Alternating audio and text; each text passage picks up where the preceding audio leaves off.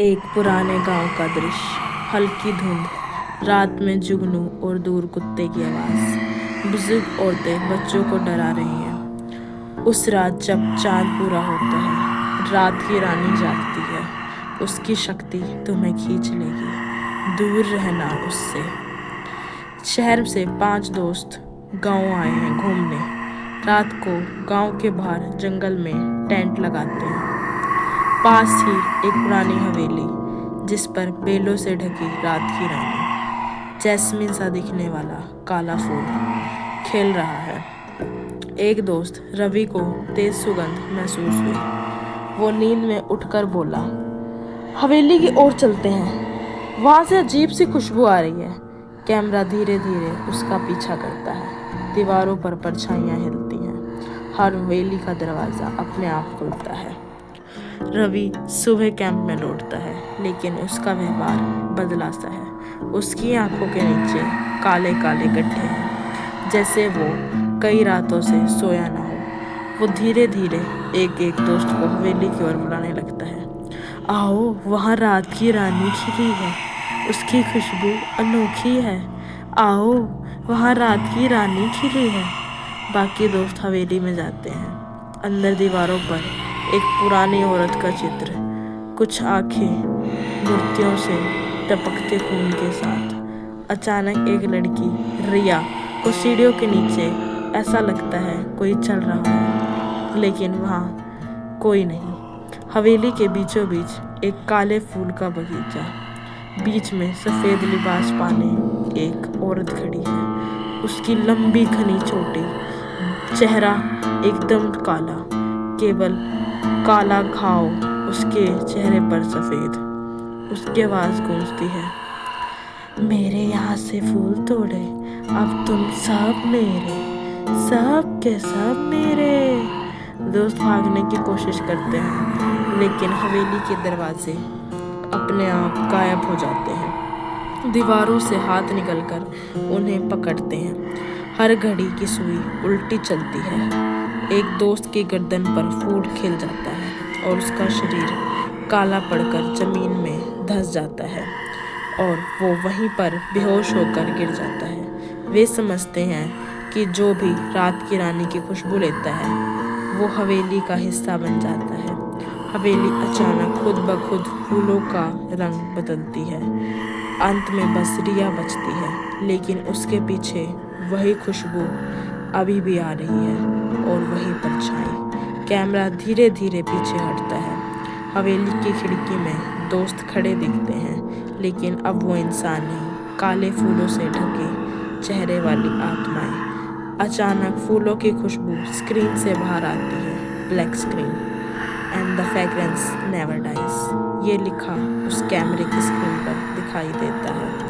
ये कहानी और भी डरावनी होती जा रही है। आखिर क्या है उस हवेली का राज?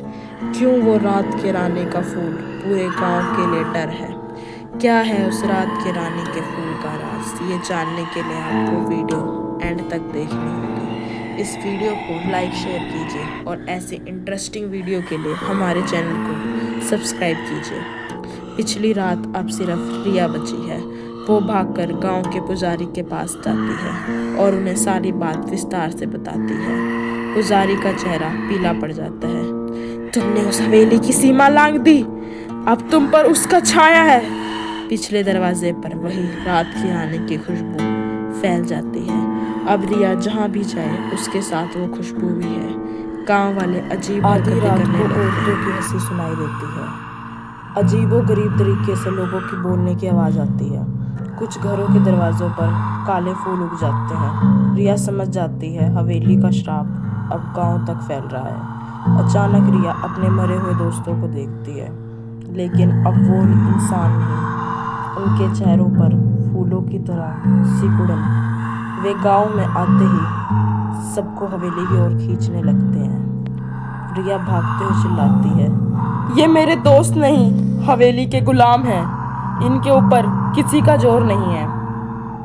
पुजारी बताता है कि सदियों पहले एक औरत को गांव वालों ने धोखा देकर मार दिया था। उसकी आत्मा रात की रानी बन गई। हर पूर्णिमा को उसकी आत्मा खिलती है और लोग उसकी खुशबू में बन जाते हैं। उसका श्राप तभी टूट सकता है जब कोई उसकी चोटी काटे, लेकिन अब तक ऐसी करने वाले की कोशिश उसको मौत तक लेकर गई है। रिया और पुजारी 2 गांव वालों के साथ हवेली में जाते हैं। जैसे ही दरवाज़ा पार करते हैं, हवेली बदलकर फूलों का जंगल बनने लगती है।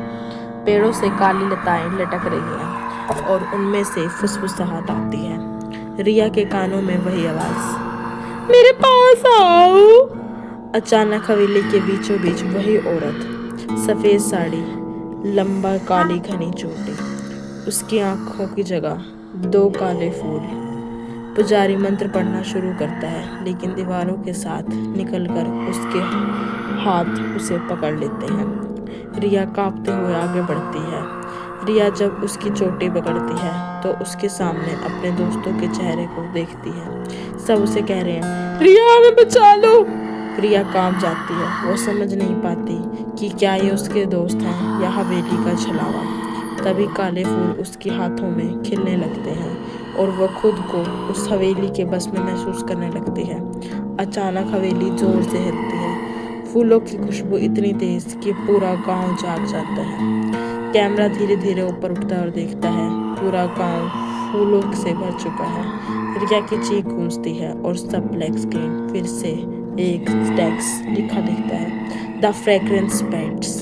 और ये कहानी अभी यहीं ख़त्म नहीं हुई। इसका पहला मोड़ उस फूल को जीवित करना और अब उसकी खुशबू को फैलाना। अब उससे भयानक क्या होने वाला है, ये कहानी के साथ बने रहने में आपको पता चलेगा।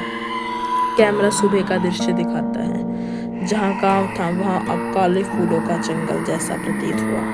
पक्षी भी काले और उनकी आंखें चमकदार।